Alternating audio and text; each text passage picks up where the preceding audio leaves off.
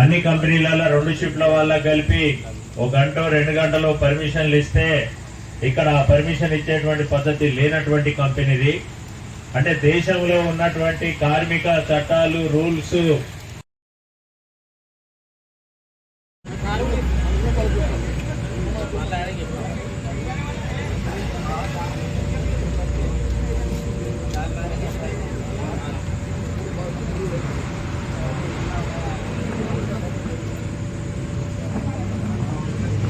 నాయకులుగా సిఐటి నాయకులుగా మన ఎంఆర్ఎఫ్ ఏపీఎల్ గేట్ మీటింగ్ కు రావాలని చెప్పేసి మన వీడియో సభలో విజ్ఞప్తి చేశారు.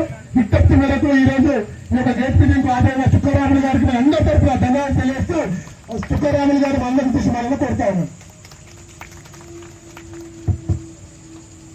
సభాధ్యక్షులు సోదరుడు ప్రవీణ్ గారు, వేదిక మీద ఉన్న సిఐటి జిల్లా అధ్యక్షులు మన యూనియన్ అధ్యక్షులు మల్లేష్ గారు, సిఐటి రాష్ట్ర ఉపాధ్యక్షులు మల్లికార్జున్ గారు, సిఐటి జిల్లా ఎంఆర్ఎఫ్ అంకెనపల్లి కార్మిక సోదరులకు సిఐటి తెలంగాణ రాష్ట్ర కమిటీ వైపు నుండి రాష్ట్ర అధ్యక్షులుగా చుక్కరాములుగా నేను విజ్ఞప్తి చేస్తున్నాను.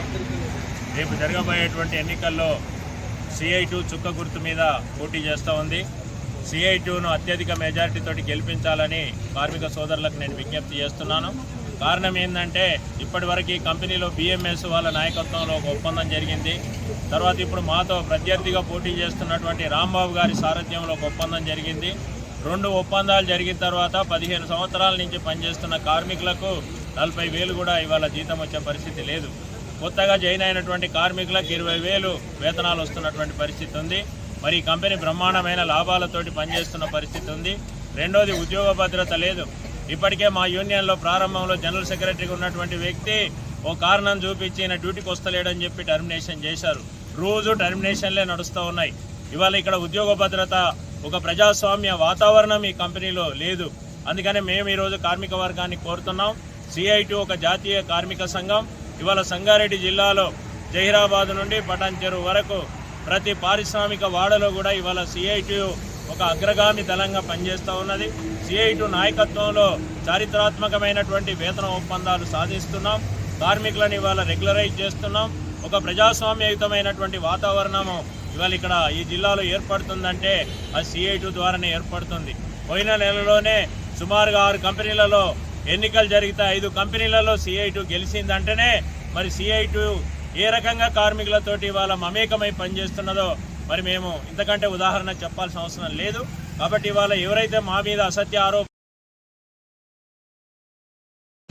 వాళ్ళ మాయ మాటల కార్మికులు లొంగొద్దని చెప్పేసి మేము కోరుతా ఉన్నాం. యాజమాన్యానికి కూడా నేను ఒకటి విజ్ఞప్తి చేస్తున్నాను. మీరు ఇక్కడ కంపెనీ పెట్టింది ఉత్పత్తి నడుపుకోవడానికి, మీ కార్మికులు అవసరం. ఆ కార్మికులు చట్టబద్ధంగా యూనియన్ ఏర్పాటు చేసుకుంటే అందులో జోక్యం చేసుకొని మరి మీరే ప్రచారం చేసి సిఐటి కోట్లేయద్దని చెప్పడం ఎంతవరకు న్యాయమని మేము ప్రశ్నిస్తున్నాం. ఇది మీ డ్యూటీ కాదు. ఇవాళ మీరు పని చేయించుకోవాలి, క్రమశిక్షణతోటి కంపెనీ నడుపుకోవాలి తప్ప కార్మిక సంఘ కార్యకలాపాల్లో యాజమాన్యం దానికి మేనేజ్మెంట్ కమిటీ కావద్దని చెప్పి కూడా మేము కోరుతా ఉన్నాం. స్వేచ్ఛాయుతమైన వాతావరణంలో ఎన్నికలు జరిగేట్టుగా ఇవాళ లేబర్ కమిషనర్ కూడా చర్య తీసుకోవాలని చెప్పి కూడా ఈ సందర్భంగా నేను విజ్ఞప్తి చేస్తూ రేపు సిఐటిను బ్రహ్మాండమైన మెజారిటీతో గెలిపిస్తే మేము ఒక చారిత్రాత్మకమైన వేతన ఒప్పందం, ఇతర సమస్యల్ని కంపెనీలో పరిష్కారం చేస్తామని చెప్పి కూడా ఈ సందర్భంగా కార్మికులకు హామీ ఇస్తూ చుక్క గుర్తు మీద ఓట్లేయాలని చెప్పి మేము కార్మికులకు విజ్ఞప్తి చేస్తాం.